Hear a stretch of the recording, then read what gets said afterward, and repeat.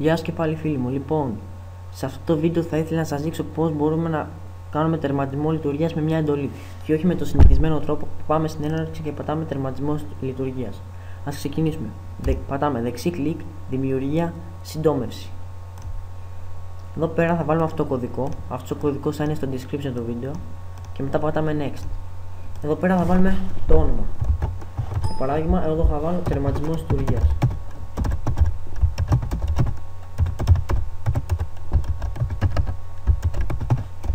Τα πατάμε τέλος και βλέπουμε ότι έχει δημιουργηθεί. Εδώ πέρα θα πατήσουμε δεξί κλικ, ιδιότητες και θα πάμε εδώ που λέει εικονίδια.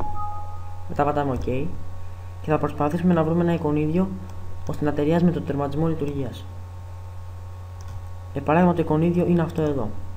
Πατάμε OK και μετά πάλι OK και βλέπουμε ότι έχει δημιουργηθεί κανονικά. Εδώ πέρα, άμα πατήσουμε τώρα, ο υπολογιστής μας θα κλείσει. Αυτό ήταν το βίντεο. Και άμα δεν θέλετε να χάσετε τα επόμενα βίντεο, μπορείτε να κάνετε μια εγγραφή στο κανάλι μου. Γεια σας.